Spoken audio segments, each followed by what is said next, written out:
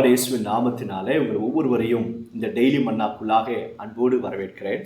இன்றைக்கு கர்த்தருடைய வசனத்தை 1 கொரிந்தியர் 2வது அதிகாரம் 9வது வசனத்தை நாம் வாசித்து தியானிக்க போகிறோம். எழுதியிருக்கிறபடி தேவன் தமிழ் அன்பு கூறுகிறவர்களுக்கு ஆயத்தம் பண்ணினவைகளை கண் காணவும் இல்லை, காது கேட்கவும் இல்லை, அவைகள் மனுஷனுடைய இருதயத்தில் தோன்றவும் இல்லை. அப்படின்னா இதுவரைக்கும் செய்யாத ஒரு காரியத்தை கர்த்தர் செய்ய போறார். அப்படின்னா இதுவரைக்கும் நீங்க காணாத ஒரு காரியத்தை கர்த்தர் உங்களை காண செய்ய போகிறார். இதுவரைக்கும் உங்க காதுகள் கேட்காத ஒரு காரியத்தை கர்த்தர் கேட்க செய்ய போகிறார். ஒருவனுடைய இருதயத்திலையும் தோன்றாத காரியத்தை கர்த்தர் உங்களுக்காக ஆயத்தம் பண்ணி அதை முடிக்க போகிறார். அல்லேலூயா. இந்த வசனத்தை கேட்கிற அருமையான தேவனுடைய பிள்ளைகளை, ஏன் என் வாழ்க்கையில இப்படியெல்லாம் நடக்குது, எனக்கு ஏன் இப்படி நடக்குது என்பதாக நீங்க வருத்தத்தோடு உட்கார்ந்திருக்கலாம். கர்த்தர் சொல்றாரு, இவை எல்லாவற்றுக்கும் மேல நீ என்னுடைய ஆளுகையின் கீழே இருக்கிறாய் என்பதாக கர்த்தர் சொல்லுகிறார்.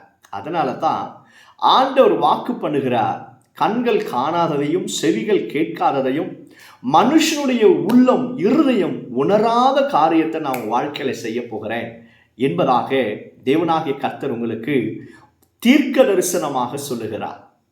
நீங்க எந்த வழியில நீங்க போய்கொண்டிருந்தாலும் சரி, மனுஷர்கள் உங்கள் வாழ்க்கையில வரவேண்டிய ஆசீர்வாதங்களை தடுத்து கொண்டிருந்தாலும் சரி, உங்களை குறித்து தவறாக மனிதர்கள் எல்லாரும் நிந்தைகளை வைத்து பேசிக்கொண்டு உங்களை வெட்கப்படுத்தி கொண்டிருந்தாலும் சரி, தேவன் இன்றைக்கு இந்த வசனத்தை உங்களுக்கு வாக்குத்தத்தமாக தீர்க்க தரிசனமாக சொல்லுகிறார். ஆனா யாருக்கு ஆண்டவர் இது செய்கிறார் அப்படின்னா, யாரெல்லாம் தேவன் மேல அன்பு வைத்திருக்கிறார்களோ, யாரெல்லாம் இயேசுவை நேசிக்கிறார்களோ அவர்களுக்கு ஆண்டவர் இதை செய்கிறாராம். பாருங்க, எல்லா வாக்குத்தத்தமும் ஒவ்வொரு கட்டளையோடு கமாண்ட்மெண்டோடு கூட அது தொடர்ச்சியாய் வருகிறத நம்ம பார்க்க முடியும்.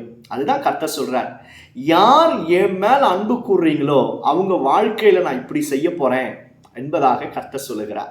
ரோமர் 8வது அதிகாரத்துல வாசிக்கிறோம், தேவனிடத்துல அன்பு கூறுகிற பிள்ளைகளுக்கு சகலமும் நன்மைக்கு ஏதுவாக செய்து முடித்திருவார். ஒரு தீமை கூட நடக்காது. If you're loving your God, your creator, Jesus Christ, then everything will be your goodness for your life. Everything, எல்லாமே உங்க வாழ்க்கையில நன்மையாகவே உங்க வாழ்க்கைக்கு நடக்கும். அன்பு கூறுகிற தேவனிடத்துல அன்பு கூறுகிறவங்க அவங்க என்ன செய்வாங்களா, தேவனுடைய கட்டளைகளை கர்த்தர் என்ன சொன்னாலும் அதை செய்து கீழ்ப்படிந்து அதை செஞ்சு முடிச்சிருவாங்களாம்.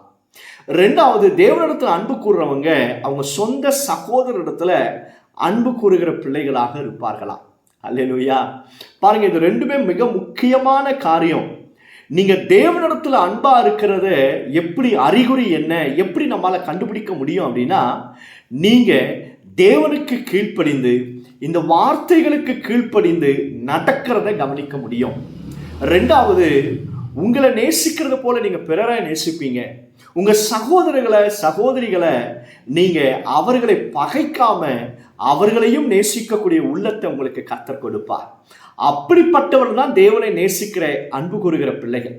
அவர்களுக்கு தான் கர்த்தர் சொல்றாரு, உங்க வாழ்க்கையில நான் உங்களுக்காக ஆயத்தம் பண்ணி வைத்திருக்கிறது உங்க கண்கள் காணவும் இல்லை, செவிகள் கேட்காததையும் மனுஷனுடைய உள்ளம் உணராத காரியத்தை நான் உங்க வாழ்க்கையில செய்து முடிக்க போகிறேன் என்பதாக கர்த்தர் இன்றைக்கு உங்களோடு கூட பேசுகிறார். இந்த வசனத்தை கேட்கிற அருமையான தேவ பிள்ளைகளே, உங்க வேலை ஸ்தலத்துல, குடும்பத்துல, ஊழியத்துல, உங்க பர்சனல் லைஃப்ல கர்த்தர் இப்படிதான் செய்து முடிக்க போகிறார். திடன் கொள்ளுங்க. மனுஷன் இது நடக்கும் அது நடக்கும் சொல்ல பயமுறுத்துகிறானா? இல்ல. தேவன் உங்களுக்காக ஒரு நன்மையை ஆயத்தம் பண்ணி வைத்திருக்கிறார். எல்லாமே முடிந்தது என்று சொல்லி பயந்து கொண்டிருக்கீங்களா? உங்களை நோக்கி கர்த்தர் சொல்லுகிறார், நான் உங்களுக்காக மிக முக்கியமான இதுவரைக்கும் இல்லாத ஒரு காரியத்தை நான் உனக்காக ஆயத்தம் பண்ணி உன்னை நான் கர்த்தருக்குள்ளாய் நடத்த போகிறேன், என்னுடைய வழியில உன்னை நடத்த போகிறேன் என்பதாக கர்த்தர் சொல்லுகிறார். திடன் கொள்ளுங்க. God is with you. சோமன்லாமா. பரலோக பிதாவே, இந்த வசனத்தை கேட்கிற பிள்ளைகள் யாராக இருந்தாலும் bless them, O Lord. இந்த வசனத்தின்படியாக உலகத்தினுடைய அன்பு, உலகத்தின் மேல இருக்கிற நேசத்தெல்லாம் எடுத்து போட்டு உங்களுடைய பிள்ளைகளை உண்மை நேசிக்க உமக்குள்ளாய் நிலைத்திருக்க கிருபை கொடுங்க. நீ செய்ய போகிற ஆயத்தம் பண்ணி இருக்கிற இந்த பெரிய காரியங்களுக்காக ஸ்தோத்திரம். யாரெல்லாம் இன்றைக்கு ஆண்டவரே சோகத்தோடு வேதனையோடு இருக்கிறார்களோ, இயேசுவின் நாமத்தினால் திடன் கொண்டு அவருக்கு புதிய வழிகளை நீ திறப்பதற்காக ஸ்தோத்திரம். இன்றைக்கு கர்த்தர் உங்களுக்காக புதிய வழிகளை திறக்கிறதை நீங்க காண போறீங்க. இது அப்படியே செய்வதற்காக ஸ்தோத்திரம். இயேசு மூலம் ஜெபிக்கிறோம் பிதாவே. ஆமென், ஆமென். God bless you. God bless you all.